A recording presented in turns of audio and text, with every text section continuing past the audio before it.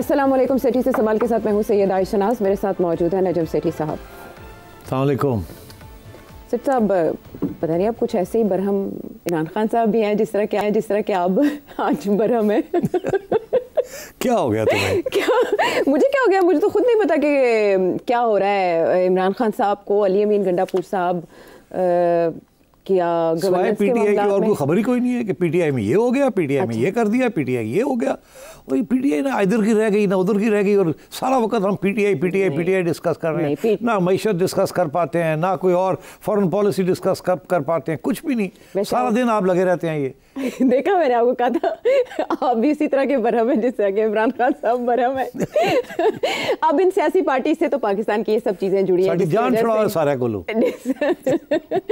ये ऊपर वाली सतह पर ये सब लीडर्स हैं और फिर इनके अंडर गवर्नेंस और करप्शन और ये इकोनॉमी चलती है ना, इसीलिए इनको डिस्कस करना जरूरी है। लेकिन जो आज की सबसे बड़ी खबर है, जिसे हम लीड स्टोरी भी कह सकते हैं, वो पोस्टर बॉय की तब्दीली है। पाकिस्तान तहरीक इंसाफ के पोस्टर बॉय अली अमीन गंडापुर साहब, आप कह रहे थे पीटीआई ना यहाँ की है ना वहाँ की, अली अमीन गंडापुर साहब ने कहीं की तो रखी हुई थी ना, एस्टैब्लिशमेंट के साथ वो राब्ते का काम कर रहे थे। अब वो पीटीआई केपी की सदारत से हटा दिए गए हैं और उस पे चंबे की बात यह कि उनके मुखालिफ ग्रुप के कंसिडर किए जाते हैं जुनेद अकबर खान साहब, उनको उनकी जगह सदारत दे दी गई है। हालांकि वो पहले फोकल पर्सन थे अली अमीन गंडापुर साहब के, लेकिन एक करप्शन स्कैंडल फोड़ा गया अली अमीन गंडापुर साहब के खिलाफ। शकील खान साहब ने बरमला आके कहा कि करप्शन हो रही है यहाँ पे, उसका उस वक्त नोटिस नहीं लिया गया और उस ग्रुप की इमरान खान साहब से बहुत सी कोशिशों के बावजूद मुलाकात भी नहीं हो सकी थी। आज आउट ऑफ नोवेयर अचानक मुलाकात होती है। सलमान अकरम राजा साहब आके कहते हैं जी इमरान खान साहब ने सदारत उनके हवाले करने का फैसला किया और वो चाहते हैं कि गवर्नेंस और जो टेररिज्म के मामलात हैं उन पर अली अमीन गंडापुर साहब तवज्जो दें। मुझे आपसे ये जानना है कि अली अमीन गंडापुर साहब का सदारत से हटाया जाना क्या वाकई बहुत बड़ी तब्दीली का इशारा है और इसकी वजूहात क्या है? इस्टेब्लिशमेंट से राब्ता इनका कसूर है, बुशरा बीबी इनसे खफा है, या वाकई गवर्नेंस के मामलात हैं? मेरा ख्याल तीनों बातें हैं, मगर जो जैसे कहते हैं ना वो बात जो कि पुश कर दी है वो है बुशरा बीबी। अच्छा, द पुशिंग फैक्टर। हाँ, लास्ट फैक्टर बुशरा बीबी। अच्छा, क्योंकि देखिए ये शकील साहब हो गए, जुनेद हो गए, आतिफ खान साहब हो गए, ये सारे जो हैं ये तो पिछले अगस्त से लगे हुए हैं कि जी करप्शन हो रही है, ये हो रहा है, वो हो रहा है। इनमें से एक साहब जो हैं वो तो वर्क्स एंड कम्युनिकेशन के मिनिस्टर भी रहे हैं, यहाँ सबसे ज़्यादा करप्शन होती है और उनको भी तकलीफ हो रही थी कि गंडापुर साहब जो है मिनिस्टर की बात ही नहीं सुन रहे थे, खुद ही सारा कुछ कर रहे थे। और ये इस ग्रुप जो है ना, ये तीन लोगों का, इन्होंने अपनी एक रेपुटेशन बना ली है कि we are the anti corruption group, हम गुड गवर्नेंस ग्रुप हैं। ठीक, तो अब वो गुड गवर्नेंस इस वक्त तो इशू 3-4 बन गए ना। एक तो ये है कि केपी के अंदर गुड गवर्नेंस छोड़े बैड गवर्नेंस से भी आगे निकल गए हैं। अच्छा। गंडापुर साहब कोई हुकूमत वक्त कोई गवर्नेंस नहीं कर रहे वहाँ और इनफैक्ट फेडरल गवर्नमेंट का एस्टैब्लिशमेंट का एक ये भी कंप्लेंट है कि भाई कम से कम केपी में कोई गवर्नेंस तो होनी चाहिए।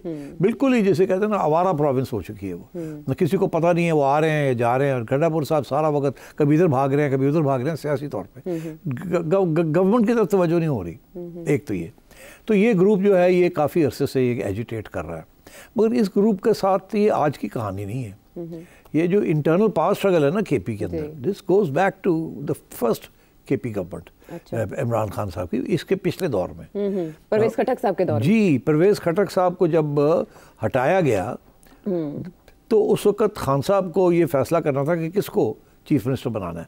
तो उस वक्त भी ये group Atif led by Atif, this is very prominent कि ये हमें बनाएं। इनका वो ख्याल भी था कि हम बन जाएंगे हम, मगर उस वक्त खान साहब ने कुछ और फैसला किया और महमूद खान को बना दिया और महमूद खान ने आके इनकी गुड्डी काट दी।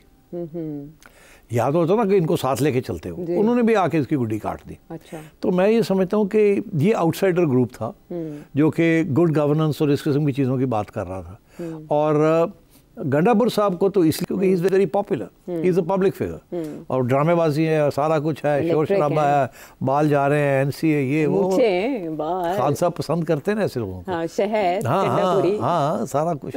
तो इसलिए I think, but now it's quite clear कि जो इनको जो रोल दिया गया ना बड़ा ख़तरनाक रोल है। एक ये कि आप चीफ मिनिस्टर या सुडाना प्रोविंस अच्छे तरीके से, it's a full time job. दूसरा ये कि अगर प्रोविंस चलानी है तो जो लोकल लोग हैं उनके साथ टाइम देना है, उनको उनके मुख मुका करने हैं, वहाँ उनकी बातें सुननी है, मिलजुल के वहाँ काम करना है। टाइम ही नहीं है। गंडापुर साहब को एक तरफ हुक्म आता है कि एस्टैब्लिशमेंट के साथ बातचीत करो, मगर ये नहीं करना, ये करना है। दूसरी तरफ ये है कि प्रोविंस को भी चलाओ, पार्टी को भी चलाओ, because he was party president also, तो पार्टी को भी चलाओ, प्रोविंस को भी चलाओ, एस्टैब्लिशमेंट के साथ भी बात करो, लॉन्ग मार्च भी करो और गाली भी खाओ। एस्टैब्लिशमेंट से भी ठाप पहनती है, फेडरल गवर्नमेंट से भी ठाप पड़ती है, और उधर से खान साहब की इनके खिलाफ है जो बुशरा बीबी।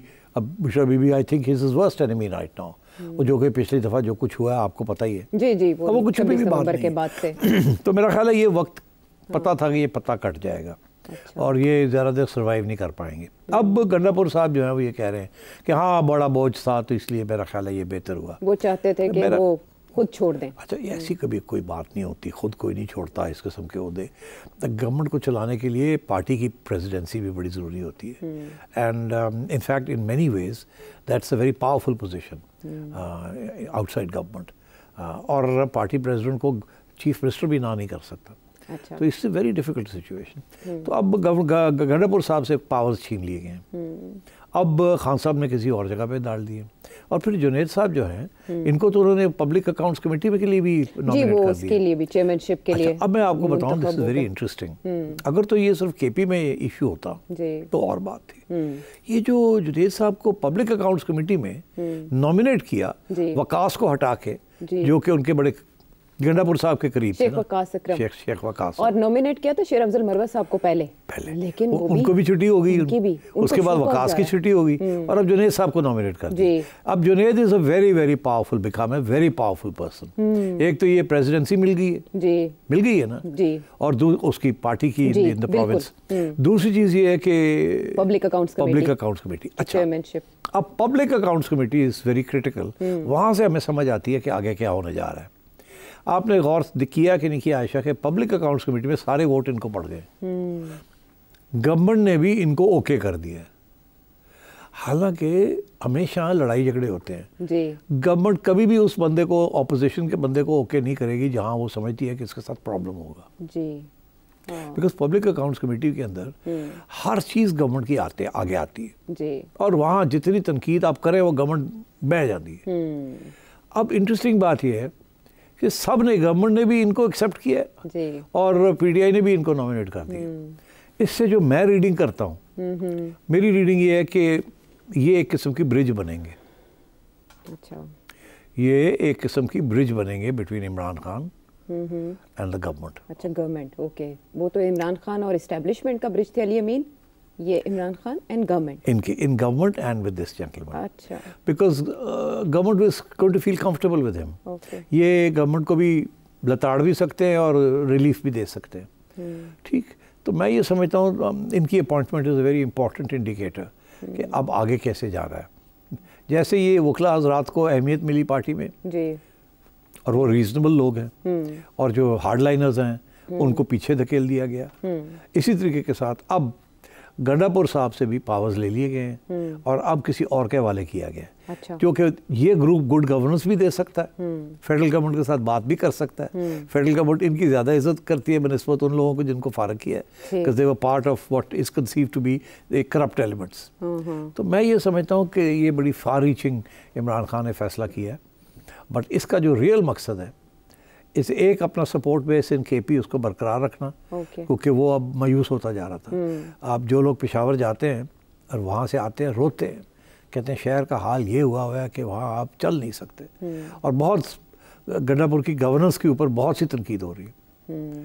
और इसी तरीके के साथ फेडरल पब्लिक अकाउंट्स कमेटी काफ़ी अरसे से, 6 माह से नहीं है, बन नहीं रही है। कानून के मुताबिक ज़रूरी नहीं है कि अपोजिशन की तरफ से हेड के पीएसी का हो। गवर्नमेंट अगर चाहती तो गड़बड़ कर सकती थी, मगर इवेंचुअली उन्होंने जब ये इशारा आया कि ये बंदा हम नॉमिनेट करेंगे तो कबूल होगा कि नहीं होगा, तो मेरा ख्याल है उन्होंने कहा ये ठीक है। तो मेरा ख्याल है ऑलरेडी इस ग्रुप ने on behalf of Imran Khan एक इनरोड्स क्रिएट कर लिए with in government and with in the establishment. Okay, और या जो काम गंडापुर साहब नहीं कर सके या मरवत नहीं कर सका, वो इस ग्रुप ने कर लिया। और मैं ये समझता हूँ कि सबसे बड़े असासे बुशरा बीबी के होंगे, और इसके पीछे बुशरा बीबी की सोच है, और वो अपना ग्रुप तकड़ा कर रही हैं ताकि इवेंचुअली उन्होंने इमरान खान की चाबी बुशरा बीबी के पास है, ना गंडापुर के पास थी ना किसी और के पास, ठीक। और वो चाबी जो है अब उसके साथ 4 छोटी चाबियां भी मिल गई हैं, और अब things will be very different. इसलिए मैं समझता हूँ कि चांसेस ऑफ कॉन्फ्लिक्ट कम हो गई है between PTI and federal government और एस्टैब्लिशमेंट, और रेकन्सिलिएशन शायद अभी नहीं, फौरन नहीं, बिकॉज फौरन में शक शुबात खड़े हो जाते हैं। It may take a little bit of time, but I think we are moving in the right direction. Right. लेकिन अली अमीन गंडापुर साहब भी तो कॉन्फ्लिक्ट अवॉइड ही कर रहे थे, बेशक सामने आके नारे धमकियां। उनका प्रॉब्लम ये था कि वो खान साहब को आगे बात ही नहीं कर सकते थे वो, because he was throughout he is been thick with the establishment. तो उनके ऊपर शक के नज़र से भी देखा जाता था कि पता नहीं इधर खड़ा है उधर खड़ा है, करदा की है। ठीक, तो इसलिए आई थिंक उसको मौका दिया गया कि आप ट्राई करें, कोशिश करें, बट गंडापुर साहब नहीं कर सके।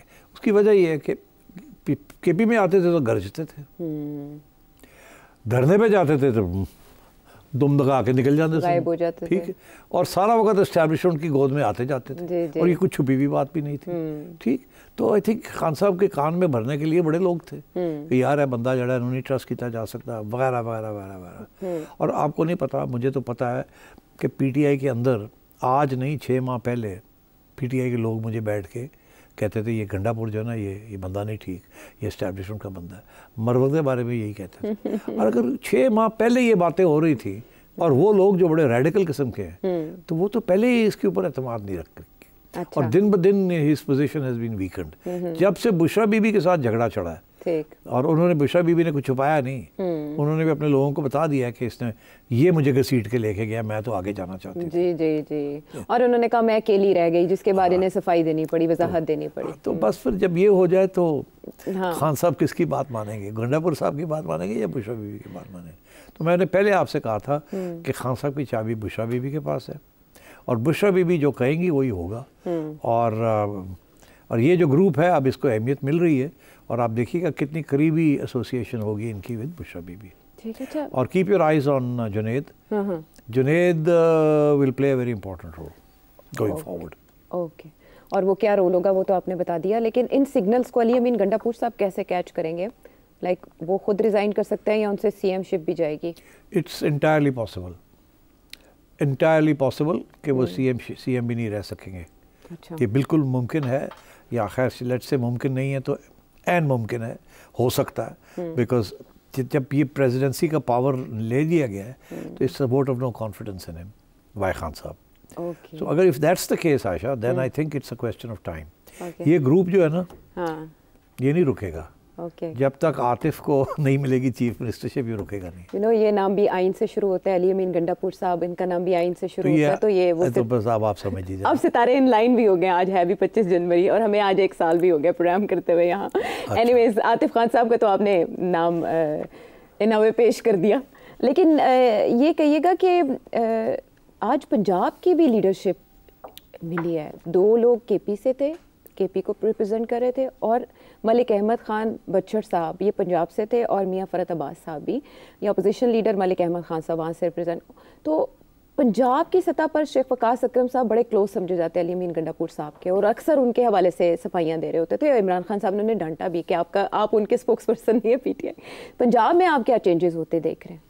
आई थिंक पंजाब इतना इम्पोर्टेंट नहीं है। पंजाब में आपने देखा ना, उन्होंने सेक्रेटरी जनरलशिप जो है वो सलमान अकबर राजा साहब को दे दी है। राजा साहब इज़ अ न्यू कमर, उनकी कोई पर्सनल फॉलोइंग नहीं है, उनको ना डेरा है ना कोई एमएनए का पोजीशन है। अब उनके खिलाफ भी काफ़ी महाज बन रहे हैं, because he doesn't have a personal following, he is an outsider in the PTI. जी जी जी। तो इसलिए मेरा ख्याल है कि वो आप देखिए, वो जैसे कहते हैं ना, अपना सर झुका के वो आजकल काम कर रहे हैं। उन्होंने अभी थोड़ी सी झड़प हो गई उनकी मरवत साहब के साथ, तो मरवत साहब ने शोर शराबा डाल दिया। तो ये अच्छी बात नहीं होती, कंट्रोवर्सीज इस किस्म की शुरू हो जाएं, specially now on this very important post. तो इसलिए पंजाब के अंदर मैं नहीं समझता कि अभी कोई तब्दीली आएगी, बट ये पहला खतरा है, आप समझेंगे तो पीटीआई के अंदर लीडरशिप के अंदर चेंजेस आप देख रहे हैं। तो ये जो चेंजेस होने जा रहे हैं, इनसे क्या पाकिस्तान तहरीक-ए-इंसाफ को फ़ायदा होगा, और आने वाले दिनों में मज़ीद बड़ी तब्दीलियाँ होंगी जो पॉलिसी को भी चेंज कर देंगी? बयानिए को चेंज करने के लिए ऐसा किया जा रहा है? देखिए, बयानिया तो चेंज करना पड़ेगा, प्रॉब्लम यह कैसे चेंज होना है और जो नया बयानिया वो एक्सेप्ट कैसे करवाएंगे अपनी आवाम से, क्योंकि वो नया बयानिया के अंदर एक कॉम्प्रोमाइज़ करनी पड़ेगी। अब उस कॉम्प्रोमाइज़ को आप कॉम्प्रोमाइज़ कह लें, डील कह लें, जो मर्ज़ी कह लें, उसके अलावा और कुछ चारा नहीं है। बिकॉज इन्होंने कोशिश कर ली है ना, मैं हमेशा यही कहता हूँ, इन्होंने धरने करके देख लिए, इन्होंने लॉन्ग मार्चेस करके देख लिए, इन्होंने आर्मी चीफ के ख़िलाफ़ पूरा महाज बना के देख लिया, इस्टेब्लिशमेंट को गाली गलौज करके देख ली, सब कुछ करके देख लिया, इनको कुछ नहीं मिला। और जिसकी वजह से मैं कहता हूँ कि आज ये ज़्यादा आज कमज़ोर हो चुके हैं बनिस्बत इसके कि 6 माह पहले। तो अब सिर्फ वो एक डोनाल्ड ट्रंप रह गया, वो फैक्टर, और उसको भी मैं समझता हूँ कि नॉट एन इम्पॉर्टेंट फैक्टर। तो आज नहीं कल नहीं परसों इनको बातचीत की तरफ फिर आना पड़ेगा, नंबर 1। नंबर 2, कुछ रिहाइयों की बात होगी, ठीक, और कुछ फेडरल गवर्नमेंट के साथ cooperation between federal government and KP government, because don't forget KP is now a very critical province, बहुत critical province है because of terrorism and so on। और तो उसमें गंडापुर साहब has to cooperate with the anti-terrorist agencies। वहाँ आज तक अभी तक कुछ नहीं किया। फेडरल गवर्नमेंट भाग दौड़ कर रही है, इसीलिए मोहसिन नकवी साहब कभी इधर जाते हैं कभी उधर जाते हैं, आर्मी चीफ सब हो आए हैं वहाँ से, but there is no improvement in law and order. और law and order provincial subject है, it's not a federal government. तो लॉ एंड ऑर्डर की तरफ से तो कुछ हो ही नहीं रहा। खुरम के अंदर क्या हो रहा है और बाकी जगह पे क्या हो रहा है आप देखें, ये these people are more interested in dharnas and शहर का हाल पेशावर का बुरा हो चुका है और लड़ाई झगड़े हो रहे हैं, सेक्टेरियन कॉन्फ्लिक्ट चल रही है, ऊपर से तालिबान जो है वो धन आ रहे हैं, एंड गंडापुर साहब doesn't know whether he is coming और going. So I think there may be some changes. Okay, तो इन चेंजेस के बाद पार्टी इख्तलाफात बढ़ेंगे या काबू पा लिया जाएगा? नहीं, देखिए, पार्टी कहीं नहीं जाती, पार्टी के अंदर ये चीज़ें चलती हैं और चलेंगी। ये पार्टी है उस किस्म की मिडिल क्लास की जो आज तक they have never had a voice. ये बिल्कुल समझे सोशल मीडिया पार्टी है। ये सोशल मीडिया के अंदर फ्री फॉर ऑल है, जड़ा उठता है बोल पैदा, ठीक, और तो अनारकी है बहुत सारी। नहीं, छोटी पार्टी नई पार्टी है ना, बहुत बड़ा सपोर्ट मिल गया, मगर पार्टी इज़ वेरी न्यू। ये नून लीग और पीपल पार्टी वाले थे पुराने घोड़े ने, ठीक है जी, ये तो 30-40 साल हो गए ना लग गया, ठीक है। तो ये तो बेचारे नए आए हैं अभी, तो इनको वक्त लगेगा to effect party discipline and party organisation. इसीलिए इस्टेब्लिशमेंट इनसे पहले नाराज रही है कि यार आप पार्टी नहीं बना पाते, आप बंदे नहीं निकाल पाते, आप अपना वोट नहीं निकालते। इसीलिए 2018 की इलेक्शन में फिर इनकी हेल्प करनी पड़ी RTS सिस्टम तोड़ के, और इस दफ़ा फिर करना पड़ी। तो मतलब ये है कि इनको खड़ा करना पड़ा, खुद तो खड़े हो नहीं सकते थे। तो इस सेम पेज में इसके सहारे के बगैर खान साहब तो हिलते नहीं थे कुछ, सारा वक्त यही था कि यही करेंगे ये। यहाँ तक खान साहब ये कहते थे कि जी वो ISI मुझे टैप करती है मेरे फ़ोन, तो अच्छी बात है, वो मुझे प्रोटेक्शन के लिए करती है। तो ये सूरत हाल है। तो I think it will take time, but I think eventually इस पार्टी को मूवमेंट से हट के एक पार्टी बनना है और उसके अंदर discipline and organisation and accountability होनी चाहिए। It will take time. अच्छा, वैसे तो ये शायद सिर्फ एक वाइल्ड गैस ही हो सकता है कि जब अलकादिर ट्रस्ट में सज़ा हुई इमरान खान साहब को और उनकी अहलिया को भी, जो कि एक अरसे से ज़मानत पर थी, और आपने बताया कि उन्हें ज़मानत पे क्यों छोड़ा गया है, और उसके बाद लॉन्ग मार्च हुआ और बुशरा बीबी का जो भी किरदार रहा, अलकादिर ट्रस्ट पे सज़ा के नतीजे में वो वापस जेल चली गई। उस सज़ा के बाद अली अमीन गंडापुर साहब की तकरीबन 1.5 घंटे तक इमरान खान साहब से मुलाकात हुई, लेकिन मीडिया से बात किए बगैर वो चले गए। क्या बुशरा बीबी को सज़ा दिलवाने या जेल भिजवाने में अली अमीन गंडापुर साहब का कहीं कोई? नहीं, देखिए, मैं इस किस्म की कंस्पिरेसी थ्योरीज में नहीं बिलीव करता। अच्छा, हमें दूर ही रहना चाहिए। ये आप व्लॉगर्स की सुन के बातें तो सब करना शुरू कर देती हैं आप। असल में देखिए, अमीन गंडापुर साहब की हिम्मत नहीं है कि वो बुशरा बीबी के खिलाफ साजिश करें, सवाल ही पैदा नहीं होता। मगर ये ज़रूर है कि बुशरा बीबी जो है वो कर सकती है, वो कुछ भी कर सकती है, वो कुछ भी कर सकती है। तो इसलिए इन्होंने गलती की कि ये समझे कि मैं चीफ मिनिस्टर हूँ और मैं इंडिस्पेंसिबल और मेरे बगैर कैसे होगा, और इन्होंने उस वक्त बुशरा बीबी को वो अहमियत नहीं दी जो वो चाह रही थी। और तो नज़र भी आ रहा था कि वो, तो मेरा ख्याल है बुशरा बीबी ने माइंड किया, उन्होंने कहा अच्छा फिर ठीक है, मौका मिला तो उन्होंने। मैं तो ये भी कहूँगा आपसे कि जब से ये बुशरा बीबी को अडियाला जेल में भेजा गया है और खान साहब भी अडियाला जेल में है और मुलाकातें भी ज़्यादा नहीं लोगों को करने दिया जा रहा, तो अब अगर शक करना हो तो फिर तो बहुत से शक किए जा सकते हैं। तो मेरी कान के अंदर कुछ लोग आके फुसफुस भी करते रहते हैं। क्या कहते हैं? वो कहते हैं तोड़ा की ख्याल है कि इमरान खान और बुशरा बीबी मुलाकातें नहीं हो रही। कौन पॉलिसीज बना रहा है, क्या हो रहा है? मैंने आपसे पूछा कि अचानक मुलाकात कैसे होगी, आपने मुझे अब जवाब दे दिया। मैंने कोई जवाब नहीं दिया, मैं तो कह रहा लोग कान में आके फुसफुस करते रहते हैं। अच्छा ठीक। तो ये मुज़ाकराती अमल के हवाले से भी उन्हीं लोगों ने फुसफुस करके बताया कि पीटीआई वापस आ जाएगी, क्योंकि अब उन्होंने कहा मुज़ाकराती कमेटी से मुझे मुलाकात करने दी जाए इमरान खान साहब। रातों रात नहीं होता कुछ, पहले ये बात चलती है, फिर आगे चलते हैं, फिर पीछे हटते हैं, फिर गाली गलौच होती है, ताकि अपने क्रेडेंशियल्स ठीक रहे ना। इतना लगे लम्बे ही पै गए, हाँ ठीक है, लम्बे पैंट तो पहले भी थोड़ी जी ठूठ, हाँ ये वो हमारा करनी पड़ती है ना। हाँ, तो इसलिए ये वही उसी किस्म की गेम है ये। बट इवेंचुअली मेरा ख्याल है ये जो लीडरशिप चेंज हुई है ना, this is a good sign from a political point of view. अच्छा, हाँ। तो मुज़ाकराती अमल के बारे में अब सलमान अकरम राजा साहब की सख्त अप्रोच, और फिर उसके बाद बैरिस्टर गौहर और इन लोगों का ये कहना मुज़ाकराती कमेटी को मिलने दिया जाए, इमरान खान साहब कह रहे हैं कि मुझसे मुलाकात कराने दी जाए, उसके बाद आगे का लाहेमल। तो रिजिड अप्रोच पहले अपनाना कि हमने मुज़ाकरात ही नहीं करने, और उसके बाद ये कहना कि मिलने दिया जाए, फिर हम बताएंगे। तो आप देखिएगा ना, बैरिस्टर गौहर हो गए तो पहले से ही इज़ वेरी कंसिडर्ड, ज़्यादा वो गाली गलोच की तरफ, लड़ाई झगड़े की तरफ नहीं, वो धंधनाते नहीं हैं। हाँ। मगर राजा साहब थोड़े बहुत धंधनाते थे ना। हाँ। मगर आप देखिएगा टोन जो है ना वो अब थोड़ा रीजनेबल हो जाएगी। अब वो वकीलों की टोन हो जाएगी, पॉलिटिकल लीडर की टोन नहीं रहेगी। तो ये this is all a sign कि तैयारी की जा रही है कि किसी तरीके से स्पेस क्रिएट की जाए, रास्ते ढूंढे जाएं, और ये लड़ाई झगड़े वाला जो रास्ता है ये कामयाब नहीं हो रहा। तो इसलिए अब अगला सवाल ये खड़ा होता है कि क्या खान साहब अभी भी ये सोचेंगे कि जी अगर ये कमीशन वमीशन नहीं बनती और ये मुज़ाकरात होल्ड रहते हैं या बंद ही हो जाते हैं और चल के फिर रुक जाते हैं, तो क्या खान साहब फिर धमकी देंगे कि जी चले जी एक लॉन्ग मार्च और कर दें, एक 10,000 बंदा लेके आओ और चलो आके फिर इस्लामाबाद डी चौक चलिए? क्या ये करेंगे? क्या नहीं करेंगे? अगर करते हैं तो क्या होगा? फिर एस्टेब्लिशमेंट कैसे रिएक्ट करेगी, गवर्नमेंट कैसे रिएक्ट करेगी? तो ये सारी चीज़ें अब आगे देखनी है कि किस तरफ खान साहब लेके चलते हैं। और मैं समझता हूँ इसीलिए फेडरल गवर्नमेंट पे बहुत कुछ डिपेंड करता है कि अब वो किस फ्लेक्सिबिलिटी के साथ इनको साथ भी लेके चलती है, और इनकी जो बड़े एक्सेसिव एक्सट्रीमिस्ट डिमांड्स हैं जो कि वो कभी एक्सेप्ट नहीं कर सकते, उनको मुस्तरद नहीं करते और तरीके से इनको बात को आगे चलाते हैं। इनकी फेडरल गवर्नमेंट के फ़ायदे की बात है कि इनको साथ लेके चला जाए, मगर ये नहीं कि जो ये कहते हैं वो कंसीड कर दिया जाए। वो कर ही नहीं सकते, वो कर देंगे तो उड़ जाएंगे। ठीक, तो बस ट्रिक यही है कि इनको साथ रखना है, ठीक, इनको सड़कों पे नहीं आने देना। और अगर ये सड़कों की तरफ फिर चलते हैं तो फिर वही जो पहले अशर हुआ है वही करना पड़ेगा। ये फेडरल गवर्नमेंट की इस किस्म की सोच है, ये मेरी सोच नहीं है, ये उनकी सोच है कि अगर ये कॉन्स्टिट्यूशनल पाथ पे आ जाते हैं और ये लड़ाई झगड़े बंद कर देते हैं तो वील अकोमोडेट देम, जैसे अकोमोडेट किया जुनैद साहब को, किया ना पीएससी में। हाँ, और खान साहब ने उधर भी कर दिए।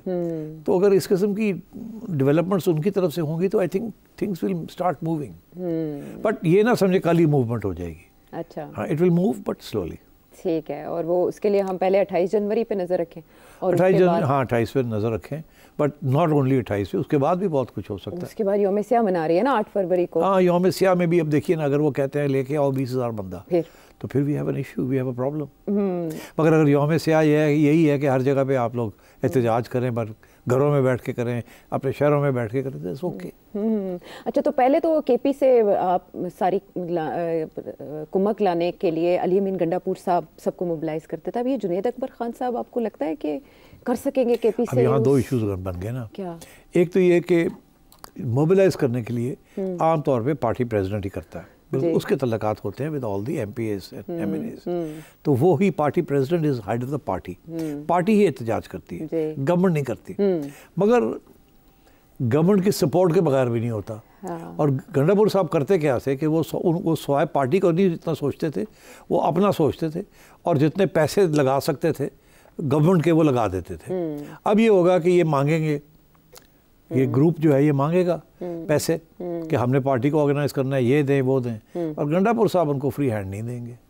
फ्री हैंड दिया तो गंडापुर साहब को ये बाहर निकाल देंगे ना। हाँ। वो ज़्यादा पावरफुल हो जाएंगे। तो ये अब कैलिब्रेट करके गंडापुर साहब ही जो हैं इनका हर बात नहीं मानेंगे, कहीं रुकावट क्रिएट करेंगे, कहीं ये करेंगे, कहीं वो करेंगे, कहीं दे देंगे, मगर ये नहीं होगा कि ये फिर उनके खिलाफ बहास बना लें। अगर गंडापुर साहब ने इसको कैलिब्रेट ना किया तो इनके गंडापुर साहब के खिलाफ ये सारा ग्रुप एक नया बहास बनाएगा, इसको निकालें एज चीफ मिनिस्टर। ये होंगी कॉम्प्लिकेशंस इस चेंज के बाद, और इसी से आपको समझ भी आ जाएगी कि आइंदा पाकिस्तान तहरीक इंसाफ एहतजाज करने की पोजीशन नहीं। केपी के उफक पर तब्दीलियों के बाद पंजाब के उफक पर तब्दीलियों का इंतजार है, और उसके बाद पाकिस्तान तहरीक इंसाफ की स्ट्रैटेजी में भी। एक ब्रेक के बाद आते हैं वापस।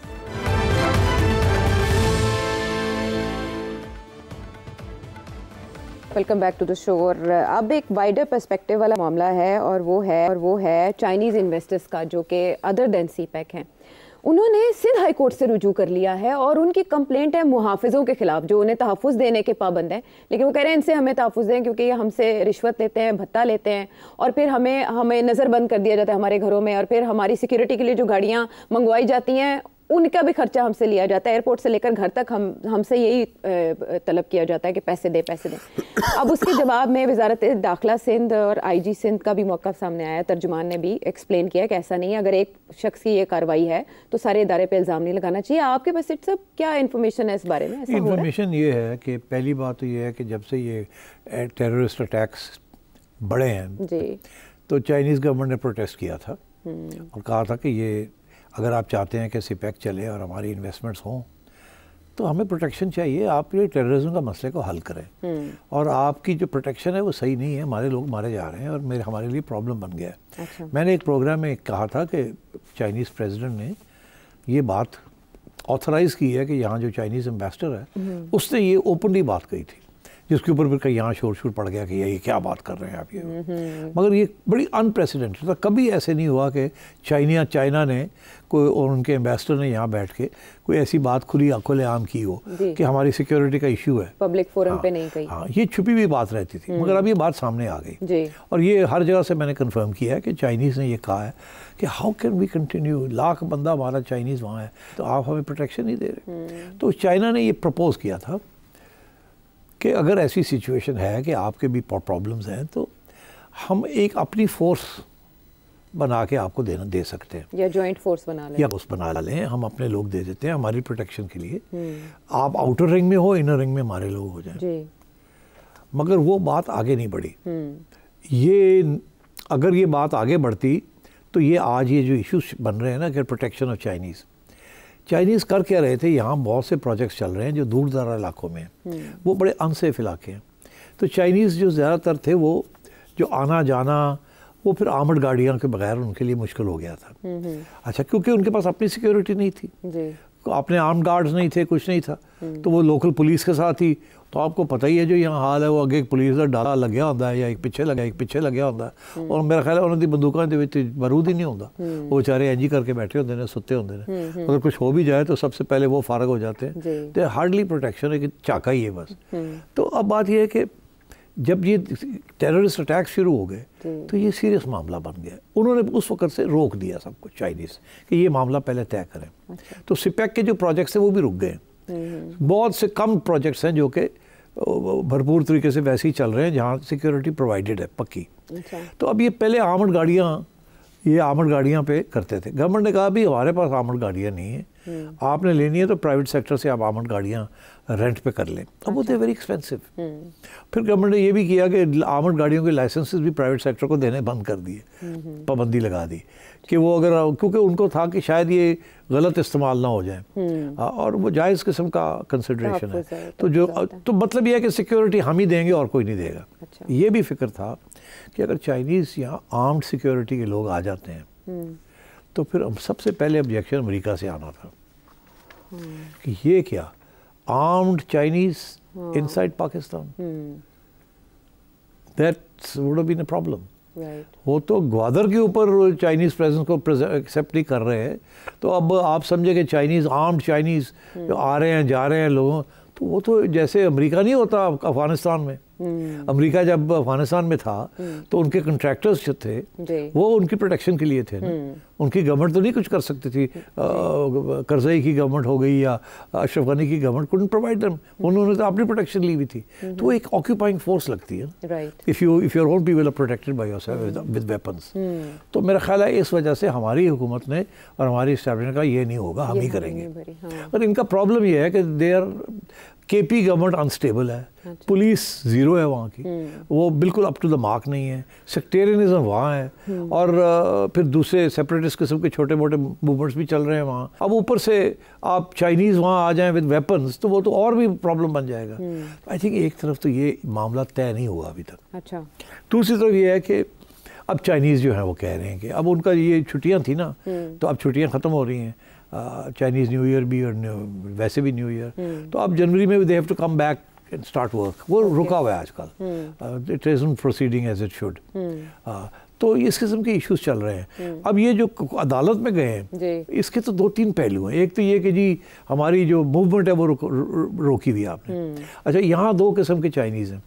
एक वो चाइनीज़ हैं जो कि प्राइवेट सेक्टर के साथ इन्वेस्टमेंट्स कर रहे हैं। अच्छा, एक वो चाइनीज़ हैं जो कि गवर्नमेंट के साथ मिलके प्रोजेक्ट्स कर रहे हैं। तो ये जो ज़्यादातर कंप्लेंट्स आ रहे हैं, जो पब्लिक में जो बात आ रही है, प्राइवेट में तो दोनों तरफ से कंप्लेंट्स जा रही हैं जी। वो चाइनीज़ जो कि गवर्नमेंट प्रोजेक्ट्स पे हैं और वो चाइनीज़ जो कि प्राइवेट प्रोजेक्ट्स पे। मगर जो प्राइवेट वाले हैं वो उनकी बात कम ही सुनते हैं ना लोग, बिकॉज वो पाकिस्तानी पार्टनर्स हैं साथ और ये है और वो है, और वहाँ भी फ्रॉड हो रहे हैं। हमारे पाकिस्तानी भाई भी जो है वो भी तो तुम्हें पता ही है, और जितने मौका मिलता है और ठा कर देते हैं। तो 3-4 केसेस तो ऐसे आए हैं, रोना धोना उनका चाइनीज़ का, को साड़ू लुट के ले गया, असी छुट्टी करेंगे, वो चाइना वापस आए तो पता लग गया इतने बैंक अकाउंट्स बने हुए हैं, वहाँ सारे पैसे ट्रांसफ़र हो गए हैं। ये केसेस चल रहे हैं। तो ये इस किस्म की प्रॉब्लम चल रही है। Government must sit down with the provinces, specially KP and Sindh. अच्छा, पंजाब में इतना प्रॉब्लम नहीं है, मगर जो प्रोजेक्ट्स जो सिंध में हैं, बलूचिस्तान में हैं, there are problems there and similarly in KP because there are unsafe areas.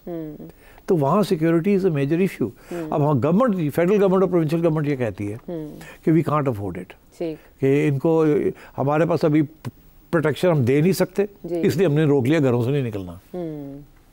जब तक फेडरल गवर्नमेंट का ये फैसला नहीं होता कि किस तरीके से प्रोटेक्शन प्रोवाइड करनी है, उसके लिए कौन पे करेगा, कैसे होगा, तो उस वक्त तक तुसी घर ही बैठो, बाहर ना निकलो।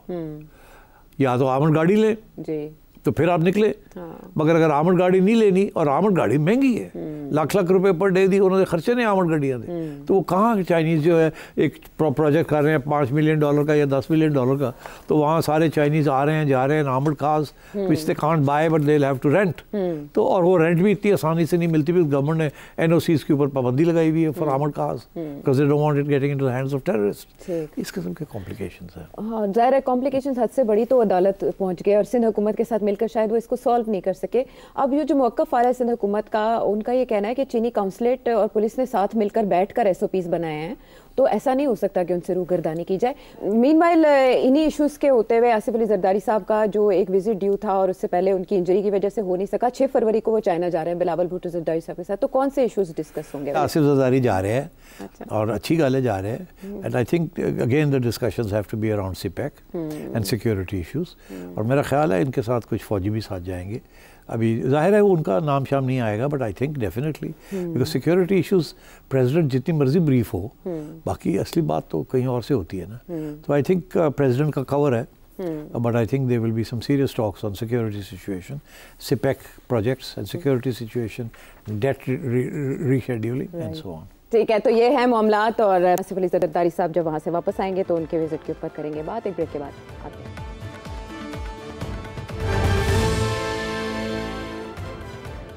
Welcome back to the show. Seth साहब, अब आप सवालात शामिल कर लेते हैं, क्योंकि हमारे एक व्यूवर है वो कह रहे हैं उनका दिमाग घूम गया। भला क्यों घूमा? अल्लाह रहम करे, और मेरा ना दिमाग घुमा देना। आमिर अहमद साहब टोरंटो से बता रहे हैं क्यों घूमा उनका दिमाग। आमिर साहब तो हर रोज एक सवाल भेज देते हैं। शुक्रिया आपका आमिर साहब।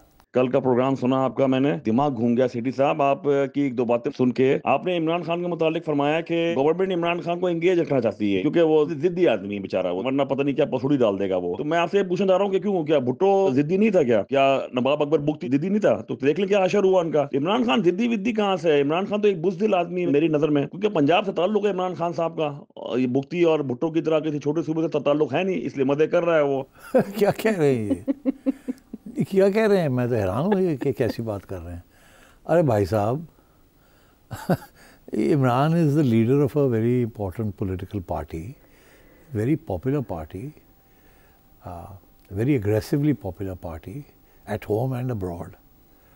तो आप क्या समझते हैं? And he has a reason to be angry कि he thinks the election was stolen from him. तो अब व्हाट डू यू वांट? आप चाहते हैं कि जो बुगटी साहब के साथ हुआ या जुल्फ़िकार अली भुट्टो साहब के साथ हुआ वो हम अब खान साहब के साथ कर दें? हम तो अभी तक भुगत रहे हैं वो गलतियाँ जो भुट्टो साहब के साथ हुआ या बुगटी साहब के साथ हुआ।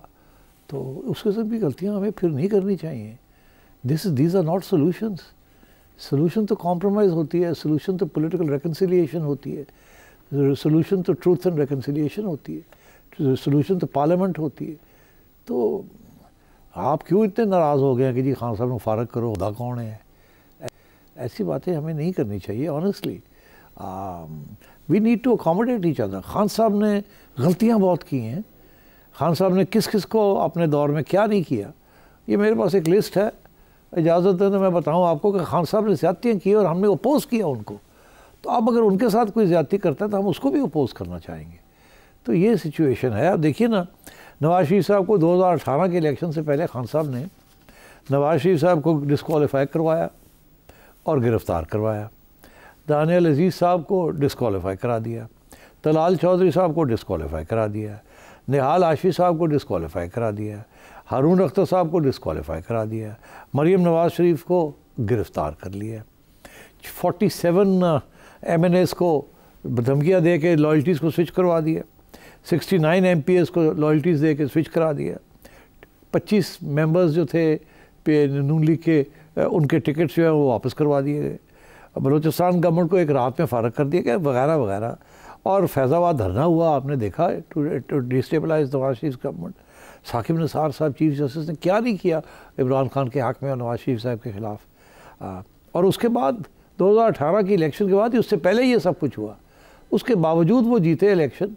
और उसके बाद खान साहब जब इलेक्शन जीत के आए RTS सिस्टम के ज़रिए, तो फिर मरीम नवाज़ को 2 दफ़ा गिरफ़्तार किया गया 10 महीने के लिए। हमज़ा शहबाज शरीफ को 22 माह जेल में रखा, सलमान रफ़ीक को 16 महीने रखा, शाहिद खाकान अब्बासी को 7 महीने रखा, मिफ्ताह इस्माइल ख्वाजा आसिफ को भी जेल में रखा, फवाद हसन फवाद को गिरफ़्तार कर लिया, आहद चीमा को गिरफ़्तार कर लिया, जावेद लतीफ़ को गिरफ़्तार कर लिया, एहसन इकबाल को गिरफ़्तार कर लिया और जेल में रखा, राना सनाउल्लाह को 7 महीने रखा। मतलब खान साहब ने क्या नहीं किया। और आज इतना शोर डालती है PTI कि हमारे साथ क्या हो रहा है, हमारे साथ क्या हो रहा है, हमारे लोग गिरफ़्तार कर लिए, ये कर लिया, खान को रखा हुआ अंदर। तो बात ये जो आप करते हैं वो भुगतना पड़ता है, बाद वो घूम के आपके पास आ जाती बात। तो आज अगर आप ये कहें कि खान साहब के साथ भी वही करना चाहिए जो खान साहब ने मियाँ साहब के साथ किया, तो मैं उसका इत्तेफाक नहीं करूँगा उससे। खान साहब को ये नहीं करना चाहिए था, इस हुकूमत को उनके ख़िलाफ़ नहीं करना चाहिए। हमें नए रवाज सेट करने चाहिए। ये जो है ना कि जब जो आता है वो पिछले अंदर तार देता है और वो फिर जो ओली वारी आती है तो वो अगले तार देता है। This is not good politics. दुनिया में कहीं भी जमहूरियत ऐसे नहीं चलती। ठीक है, अदील अहमद साहब ऑस्ट्रेलिया से। सिटी साहब, आपसे ये पूछना था कि आपकी मियाँ साहब से काफ़ी कुर्बत पाई जाती है, काफ़ी मशहूर हैं आप, स्पेशली वो जो कश्ती वाली तस्वीर आई थी उसके बाद। तो क्या मियाँ साहब ने कभी आपसे तज़किरा किया है कि जो कुछ हुआ है 2024 के इलेक्शन में उनके साथ, उनको था कि शायद हम जीत जाएँगे, लेकिन उसके बाद जिस तरह सबको जिताया गया, फॉर्म 47 की एक भमार थी, लेकिन उन्हीं का फॉर्म जो है वो पहले रिलीज़ किया गया जिसमें 000 वो सारे वोट थे मुस्तरद और सब, और फिर उसके बाद उसको चेंज करके किया गया और किसी के साथ ऐसे नहीं हुआ, लेकिन उनको ऐसे मतलब ये शौक रहा कि आगे देखो हमने तुम्हें कैसे जिताया है। तो क्या मियाँ साहब को इसका आइडिया नहीं था जब वो लंदन से आ रहे थे, या उनको आइडिया था लेकिन वो सिर्फ मरियम की वजह से कॉम्प्रोमाइज़ कर रहे थे चीज़ों को? इस बारे में आपकी क्या राय है? नहीं, देखिए, पहली बात तो वो आप किश्ती की बात कर रहे हैं, कितने हो गई मेरे को गलती के मैं बह गया और ना ली किश्ती, और डूबी जाती थे बेहतर रहता मेरे वास्ते, अल्लाह रहम करे। तुसी लोग तो मेरा पीछे ही नहीं छोड़िया। वो डूबी गई है, वैसे वो डूबी गई है, पाकिस्तान किसी ले भरी सारे। अच्छा हुण गल है तो मियाँ साहब गए थे अपनी कैम्ब्रिज, अपने सन बेटे की नया नया ब्याह हुआ था उनके यहाँ, वो गए थे, वो पढ़ रहा था। तो जाने लगे तो मुझे कहने लगे चलना जी, मैं कहा चलने। उत्थे गए थे, पुत्र ने कहा जी कि वो मैंने तो थोड़ी सैर सपाटे आपके लिए तैयार किए हुए। मियाँ साहब को मूड तो नहीं था, मगर जाहिर है अच्छा चलो, और मैं भी नाल था तो मैं भी बह गया बिच। वो फिर किसी ने तस्वीर खींच ली, वो साढ़े गले पै गई, और उससे उत्ते मीम्स बन गए, ये हो गया वो हो गया। अच्छा खैर है नहीं। अब बात यह है कि मियाँ साहब जब लंदन में थे तो उस वक़्त सारे जो लोग लंदन जा रहे थे उनको एक ही बात कह रहे थे कि आपका बहुत सपोर्ट है, इमरान खान के ख़िलाफ़ आवाम हो गई है, इस्टेब्लिशमेंट भी इमरान खान के ख़िलाफ़ हो गई है, अब आप वापस आएंगे तो आपको वोट पड़ेगा, बिकॉज़ सब लोगों का एहसास है कि एक आपके साथ ज़्यादती हुई है और दूसरा ये कि खान साहब जो है ही इज़ नॉट डिज़र्विंग।